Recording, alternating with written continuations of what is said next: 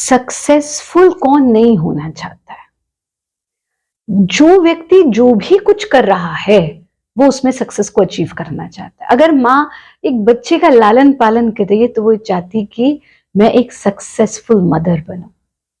जो गुरु है वो चाहता है मैं एक सक्सेसफुल गुरु बनूं, मेरे शिष्य जीवन में कुछ कर पाए। जो, जैसे आपने पूछा, यूट्यूबर है, वो चाहता है मैं जो कंटेंट क्रिएट करूं उससे लोगों का लाभ हो और मैं एक सक्सेसफुल यूट्यूबर बन पाऊं। जो बिजनेसमैन है, एंटरप्रेन्योर है, वो चाहता है कि मैं एक सक्सेसफुल एंटरप्रेन्योर बनूं, धन अर्जित करूं, यश अर्जित करूं। एक कलाकार चाहता है एक सक्सेसफुल कलाकार बनूं, दुनिया मुझे जाने में और अपने कला के माध्यम से समाज में कोई परिवर्तन ला सकूं। सक्सेसफुल तो सब होना चाहते हैं, पर क्या सक्सेस किस्मत से मिलती है?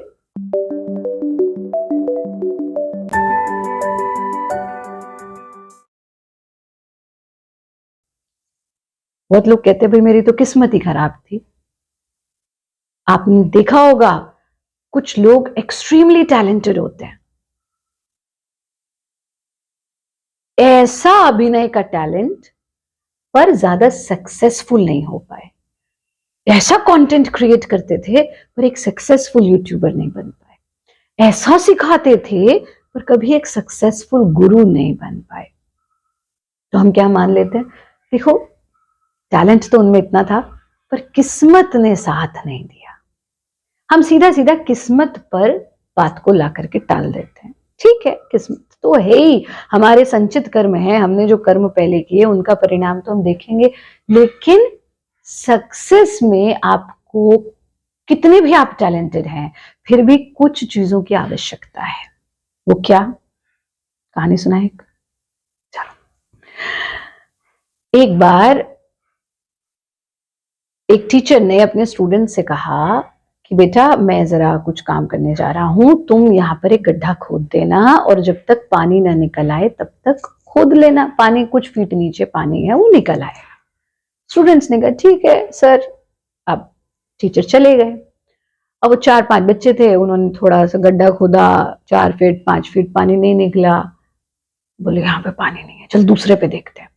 वहां गड्ढा खोदते रहे खोदते रहे खोदते रहे, पानी नहीं निकला। बोले हो यहाँ भी पानी नहीं, चल तीसरी जगह देखते। करते करते करते 8-10 जगह 5-5 फीट के गड्ढे गड्ढे खोद करके पूरा ग्राउंड बेकार कर दिया। टीचर लौटे, टीचर ने कहा बेटा ये तुमने क्या किया, पूरा का पूरा ग्राउंड खराब कर दिया। बोले सर हम खोदते रहे और निकला ही नहीं पानी। बोले अच्छा, इधर कोई एक गड्ढा था, और खोद और खोद और खोद, 7 फीट तक गया, पानी निकल आया। बोला जो तूने 5-5 फीट 10 जगह खोदा, यानी 50 फीट खोदा, एक ही जगह 2 फीट और थोड़ा रुक जाता, 7 फीट खोद लेता तो पानी निकल आता। बस ये एक स्टेप की कमी हमें सक्सेसफुल होने में पीछे कर देती है। कंसिस्टेंसी। हमें लगता है जो भी सक्सेसफुल है, चाहे वो अभिनेता है, चाहे वो यूट्यूबर है, चाहे वो सोशल मीडिया इन्फ्लुएंसर है, चाहे वो कोई भी है, हमें लगता है वो इसलिए सक्सेसफुल है कि उसकी किस्मत ने साथ दिया, या उसके पास टैलेंट बहुत था, या इसके पास टैलेंट बहुत था फिर भी सक्सेसफुल नहीं हो पाया। जिस चीज की कमी दोनों जगह है वो है कंसिस्टेंसी। सक्सेसफुल होने के लिए निश्चित रूप से आपको टैलेंट चाहिए, पर कितना? 5%। 5% टैलेंट। एक नर्तक है, उसे नाचना पसंद है, उसे पता है मेरा पैशन डांस है, फिर वो, ये तो उसका टैलेंट हुआ। फिर 5% प्रिपरेशन, उस टैलेंट को निखारो, उसे बेहतर बनाओ, देखो कि तुम दूसरों से अलग कैसे हो, आपकी अंदर की आवाज क्या कहती है। 5% उस पर मेहनत करो, लेकिन बचा हुआ 90% कंसिस्टेंसी। पर हमारी स्थिति उन विद्यार्थियों जैसी हो जाती है, यहां गड्ढा खोदा वहां गड्ढा खोदा, ये किया, अच्छा ये नहीं चला, चलो कुछ और कर लेते, कुछ और। हमको आश्चर्य होता है जब हम अपने आसपास यंगस्टर्स को, यंगस्टर्स ही नहीं बड़े लोगों को भी देखते हैं, वो कहते ऐसा करते हैं, ये वाला बिजनेस कर लेंगे, इसमें इतना पैसा नहीं, चलो ये वाला बिजनेस कर लेते हैं, इसमें कुछ मजा नहीं आएगा, चलो ये वाला कर लेते हैं। आपके भीतर की कोई इनर कॉल ही नहीं है। अरे कोई तो ऐसी चीज होगी ना जो परमात्मा ने जिस काम के लिए तुमको भेजा है। हमें तो पता था बचपन से हमको क्या करना है, देयर वाज नो डिस्ट्रैक्शन। हमें तो मीडिया से बहुत ऑफर्स आए, क्योंकि शास्त्रीय नृत्य संगीत की साधना करते थे, अभिनय तो उसका एक अंग था। तो बोले आप सीरियल्स में काम कर लीजिए, आप शो बिजनेस में आ जाइए।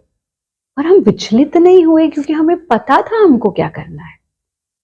हमें तो अपनी कला से लोक कल्याण करना था, हमें तो अपनी संस्कृति के संवर्धन और संरक्षण का कार्य करना था। ऐसे ही अगर आप सिर्फ सोच रहे हैं कि ये कर लेते हैं तो भी अच्छा, ये कर लेते हैं, ये कर लेते हैं, ये कर लेते हैं, is it your field? So very first thing is what is your talent, find it out, उसको ढूंढो, फिर work on your talent. 5%, 5%, not much, and then 90% consistency. पर होता क्या है, हमने एक काम किया, थोड़े दिन छोड़ दिया, दूसरा काम किया, थोड़े दिन छोड़ दिया, अरे इसमें ज्यादा हमको आउटपुट नहीं मिल रहा। बच्चे, छोटे छोटे बच्चों को देख करके हमें आश्चर्य होता है, अभी तो उनका जीवन शुरू ही नहीं हुआ, बोले इसमें ज्यादा मजा नहीं आ रहा, उसमें ज्यादा मजा नहीं आ रहा। आप पहले अपने हुनर को खोजिए। हाँ, अर्जुन जब सारे पांडवों ने अपना परिचय दिया, किसी ने कहा मैं फलाना पुत्र, मैं फलाना धुरंधर, मैं ये 10-12 परिचय हर किसी ने अपने दिए थे। पर जब अर्जुन आया तो अर्जुन ने क्या कहा? अर्जुन ने नहीं कहा मैं किसका पुत्र, मैं किसका, मैं धनुर्धर, मैं वो नहीं। अर्जुन ने कहा मैं द्रोण शिष्य अर्जुन। बस इतना सा, इतना सा। और आज भी जहां शिष्य की बात होती है तो किसका नाम पहले आता है? शिष्य हो तो अर्जुन जैसा। उसने अपनी एक पहचान बनाई। आपको चलिए किस्सा बताते हैं। जब हम, आप जानते हैं मोक्षायतन योग संस्थान के अंतर्गत बहुत सारी गतिविधियां चलती हैं, बहुत सारे प्रकल्प हैं उसके, लाइव ब्लड बैंक है, संस्कार शिक्षा अभियान है, पब्लिकेशन विंग है, मीडिया विंग है, सो मेनी थिंग्स, स्कूल्स हैं, कॉलेजेस हैं। तो 2010 में हमने Bharat college of performing arts की स्थापना की, और वहां पर विधिवत रूप से शास्त्र, नृत्य, संगीत, गीत, सब चीजों के टीचिंग्स चल रहे थे, एग्जाम्स हो रहे थे। तो भी नया नया एस्टेब्लिशमेंट था। हमने उसका लोगो डिजाइन करवाया और हम उसका एक टैग लाइन पे विचार कर रहे थे, क्या उसका टैग लाइन होना चाहिए। तो विचार करते करते, जैसे भारत योग है, yoga from the motherland of yoga science, Mokshayatan, let's make this world a better place. तो ऐसे ही हम एक टैग लाइन सोच रहे थे Bharat college of performing arts की। तो उस वक्त हमारे बड़े प्रिय मित्र एक चैनल में क्रिएटिव हेड थे, जिसका जो टैलेंट होता है उसका लाभ हमें लेना चाहिए, इतना अहंकार नहीं होना चाहिए कि मैं ही हर चीज में बढ़िया हूं। हमने उनसे बात की, तब हम भी यंग थे, वो भी बड़े थे हमसे। तो उन्होंने हमें कहा, हमने कहा हम सोच रहे हैं डांस, म्यूजिक, समथिंग समथिंग ऐसा। बोले आचार्य जी एक बात बताओ, मैकडॉनल्ड्स के बारे में जानती हैं आप? तो हमने कहा हाँ, सुना ही है, पता है। बोले जब मैकडॉनल्ड का नाम आता है दिमाग में तो पहली चीज क्या आती है? तुम बताओ, कोई भी बताओ तुम में से। यही, मैकडॉनल्ड का नाम आती, पहली चीज दिमाग में आती है बर्गर। क्या वो सिर्फ बर्गर बेचते हैं? वहां कई वैरायटी का खाना मिलता है, लेकिन एक पहचान बनाई उन्होंने अपनी। वो पहचान है burger. So when you think about McDonald, the first thing that comes in your mind is burger. ये उनकी एक प्रोफेशनल स्ट्रैटेजी है। आप बर्गर का नाम आते ही उसी बारे में सोचेंगे। उन्होंने एक क्षेत्र में अपनी एक नीश तैयार की। जाओगे 10 चीजें और मिलेंगी। बोले ऐसे ही कॉलेज तुम्हारा जो है, भले ही तुम वहां शास्त्र, नृत्य, संगीत, गीत, गायन, वादन सब है, बट एक चीज। तो हमने उसका टैगलाइन रखा, dance and dance all around.